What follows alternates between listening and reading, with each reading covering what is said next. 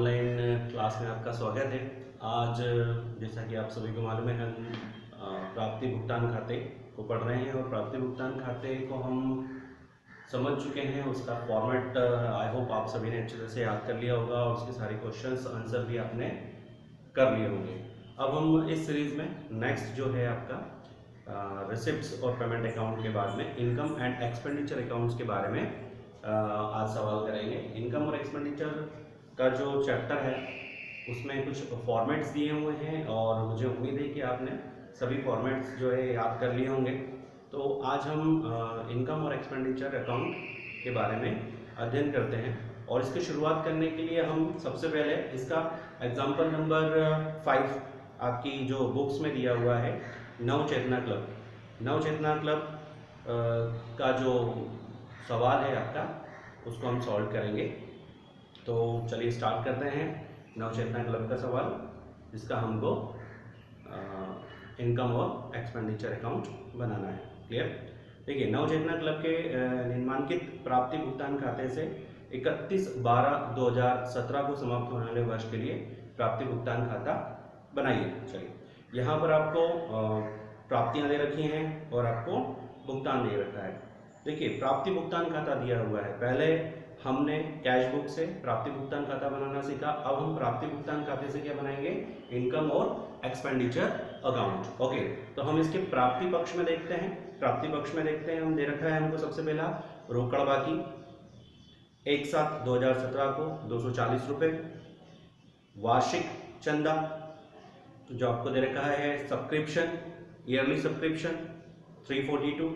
फिर दे रखा है आपको आजीवन सदस्यता शुल्क, लाइफ टाइम मेंबरशिप फीस, और फिर दे रखा है आपको प्रवेश शुल्क, एंट्रेंस फीस 248। देन दे रखा है आपको विनियोग पर ब्याज, इंटरेस्ट ऑन इन्वेस्टमेंट 38।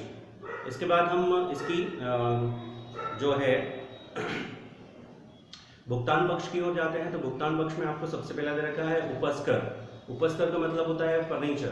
तो देखिए, फर्नीचर कभी भी आपका जो आपका अकाउंट है, आपका इनकम और एक्सपेंडिचर अकाउंट में नहीं आता है, नहीं आपका प्राप्ति भुगतान खाते में आता है। ये आपका कहाँ आता है? ये आपका बैलेंस शीट में होता है, क्योंकि ये फर्नीचर है। फर्नीचर आपकी क्या होती है? संपत्ति होती है। क्लियर? आगे तो इस वीडियो में हम आगे बात करते हैं कि हमने फर्नीचर तक बात कर ली थी। फर्नीचर के बाद आपको जो बुक्स में दिया हुआ है किराया और कर, रेंट एंड टैक्स दिया हुआ है, वेतन और मजदूरी दी है, वेजेस एंड सैलरीज दे रखी है, जनरल एक्सपेंसेस दे रखे हैं और आपको दे रखी है रोकड़ बाकी। लास्ट में आपको दे रखे हैं कुछ एडजस्टमेंट दे रखे हैं। एडजस्टमेंट में आपको बोल रखा है प्रवेश शुल्क को आयगत मानना है। यदि प्रवेश शुल्क को आयगत मानना है तो प्रवेश शुल्क इसमें आएगा, वरना प्रवेश शुल्क नहीं आएगा। इसके अलावा आपको दे रखा है आजीवन सदस्यता शुल्क का पंजीयन करना है। तो देखिए, आजीवन सदस्यता शुल्क क्या होता है? ये एक उसको पूंजीगत भी मानते हैं और आयगत भी मानते हैं। यदि कोई भी इंस्ट्रक्शन नहीं दिया है तो हम इसको क्या मानेंगे? हम इसको पूंजीगत ही मानेंगे। तो ये इसमें नहीं आएगा।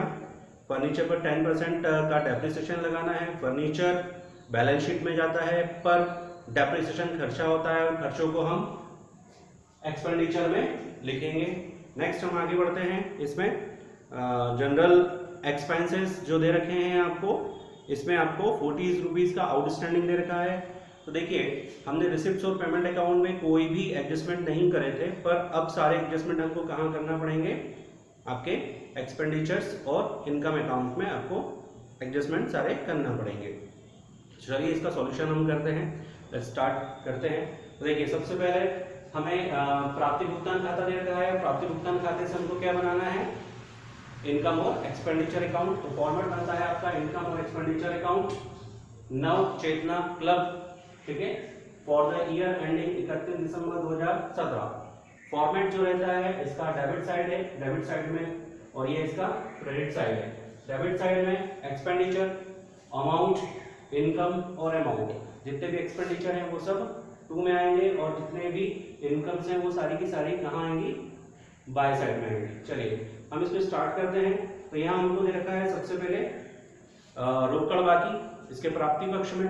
तो देखिए, रोकड़ बाकी टू बैलेंस ब्रॉट डाउन और बाय बैलेंस CD ये दोनों इसमें नहीं आते हैं, तो हम इसमें टू बैलेंस ब्रॉट डाउन नहीं लिखेंगे। नेक्स्ट आपको प्राप्ति में रखा है वार्षिक चंदा सब्सक्रिप्शन। तो सब्सक्रिप्शन जो है आपकी प्राप्ति है यानी आपकी इनकम है, तो यहाँ हमने लिखा बाय सब्सक्रिप्शन 342। इसके बाद हम देखते हैं आजीवन सदस्यता शुल्क। तो आजीवन सदस्यता शुल्क जो होता है life time membership fees, life time membership fees के लिए आपको नीचे दे रखा है इस शुल्क का पंजीयन करना है। पंजीयन करना है यानी आपको यहाँ नहीं लिखना है, इसको पूंजीगत मानेंगे, इसलिए इसका डिटेल यहाँ पर नहीं आएगा। नेक्स्ट आपको दिया हुआ है प्रवेश शुल्क एंट्रेंस फीस। एंट्रेंस फीस आपकी रिसिप्ट साइड में दी हुई है यानी आपकी इनकम है, एंट्रेंस फीस यहाँ पर आएगी। और प्रवेश शुल्क को आयगत मानना है, नीचे एडजस्टमेंट में आपको दिया हुआ है, एडजस्टमेंट में प्रवेश शुल्क को आयगत मानना है। आयगत मानेंगे तो ही प्रवेश शुल्क यहाँ आएगा, यदि पूंजीगत है तो यहाँ पर नहीं आएगा, तो इसको लिखेंगे एंट्रेंस फीस को। नेक्स्ट दे रखा है आपका interest on investment. Interest on investment भी आपकी क्या होती है, एक तरह की इनकम होती है, और इनकम होती है तो कहाँ आएगी, बाय साइड में टू इंटरेस्ट ऑन इन्वेस्टमेंट, इसको हम बाय साइड में लिखेंगे। ठीक है, नेक्स्ट हम इसके आते हैं टू साइड यानी एक्सपेंडिचर साइड की तरफ। तो एक्सपेंडिचर साइड कहाँ से उठाना है आपको, यहाँ पर आपको दिया हुआ है प्राप्ति भुगतान खाते के भुगतान पक्ष में। भुगतान पक्ष में हम देखते हैं सबसे पहले रखा है फर्नीचर। तो देखिए फर्नीचर आपकी फिक्स्ड एसेट्स होती है, और फर्नीचर कहाँ आएगी आपकी, फर्नीचर आपकी जाएगी बैलेंस शीट में, है ना। पर फर्नीचर पर लगने वाला डेप्रिसिएशन आपके लिए खर्चा होता है, और खर्चों को हम कहाँ लिखेंगे, टू में लिखेंगे, टू डेप्रिसिएशन ऑन फर्नीचर, जो कि आपकी एडजस्टमेंट में दे रखा है 10%। ओके, आगे हम करेंगे। नेक्स्ट आपको दे रखा है किराया और कर, रेंट एंड रेट्स। देखिए टू में हमने लिख दिया to rent and tax 137 rupees. Next आपको दे रखा है वेतन और मजदूरी, सैलरी एंड वेजेस, ये भी आपका क्या है, उधर भुगतान है, और यहाँ पर हमारे लिए क्या हो गया, खर्चा हो गया, टू सैलरी एंड वेजेस 110 रुपया। नेक्स्ट हम आगे बढ़ते हैं, आपको दे रखा है जनरल एक्सपेंसेस 108 रुपए, और जनरल एक्सपेंसेस के लिए नीचे आपको एक एडजस्टमेंट दे रखा है कि जनरल एक्सपेंसेस के 40 रुपए अदत्त हैं, यानी जो आपका जनरल एक्सपेंसेस है उसमें आउटस्टैंडिंग है। तो मैंने आपको पिछले वीडियो में भी बताया था कि जो एडजस्टमेंट होते हैं आउटस्टैंडिंग्स जुड़ता है, प्रीपेड माइनस होता है, एक्रूड जुड़ता है, और अनएक्रूड माइनस होता है। तो अदत्त है यानी बकाया है यानी देना बाकी है, तो यहाँ हम लिखेंगे टू जनरल एक्सपेंसेस 108 और उसमें टू आउटस्टैंडिंग करके 40 रुपीज जोड़ देंगे, 40 रुपीज जुड़ेंगे तो ये आपके हो जाएंगे 148 रुपीज। ओके, देन नीचे दे रखा है आपको रोकड़ बाकी। रोकड़ बाकी बाय बैलेंस CD ये इसमें नहीं आती है, क्लियर। इसके बाद आपको क्या करना है, आपको ये करना है कि इसके टू साइड का एक्सपेंडिचर्स का और बाय साइड का टोटल करना है। तो देखिए जब इसका बाय साइड का टोटल करेंगे इनकम साइड का, तो आपका आएगा 628 रुपीज, क्लियर। 628 रुपीज लिखना है आपको। और हम इसमें एक और चीज हमने छोड़ दी थी, interest depreciation on furniture. Depreciation on furniture दे रखा है एडजस्टमेंट में 10% है, मैंने आपको बताया डेप्रिसिएशन ऑन फर्नीचर कहाँ आएगा, 2 में आएगा। अब फर्नीचर कितने का था हमारा, फर्नीचर था 160 का, तो इसके डेप्रिसिएशन हम निकालेंगे 160 इंटू 10/100 यानी इसका 10%। आप सभी को परसेंटेज निकालना आता होगा, तो यदि हम 160 का 10% निकालेंगे तो कितना आएगा, 16 रुपए। तो 16 रुपए भी आपको इसके एक्सपेंडिचर साइड में लिखना है, क्लियर। उसके बाद आपको दोनों तरफ का टोटल करना है। यदि हम इनकम साइड का टोटल करेंगे तो हमारा 628 आएगा, और यदि मैं एक्सपेंडिचर साइड का टोटल करूंगा तो यहाँ तक का हमारा टोटल जो है डेप्रिसिएशन ऑन फर्नीचर का आएगा 411 रुपए 411, यानी आपका इनकम ज्यादा है और एक्सपेंडिचर्स कम है। तो यदि इनकम ज्यादा होती है और एक्सपेंडिचर का टोटल कम होता है, तो यहाँ पर जो लास्ट में बैलेंस की तरह दिखाता है वो हम लिखते हैं सरप्लस। सरप्लस का मतलब होता है आधिक्य। तो टू सरप्लस हम लिखेंगे 217 रुपए। तो जो 217 रुपए है टू सरप्लस करके लिखाएंगे, यानी क्या हुआ, ये आपको इनकम हुई। ओके, तो हमने डेबिट साइड में से क्रेडिट साइड के टोटल को घटाया, तो हमने देखा कि 628 में से 411 यदि हम माइनस करते हैं तो हमारा 217 आया, यानी 217 रुपए का क्या आया हमारा 2 सरप्लस आया। तो 2 सरप्लस हम 217 रुपए यहाँ लिखेंगे। अब दोनों तरफ का टोटल आपका 628 आ जाएगा। इस तरह से आपका income and expenditures account complete हो जाता है।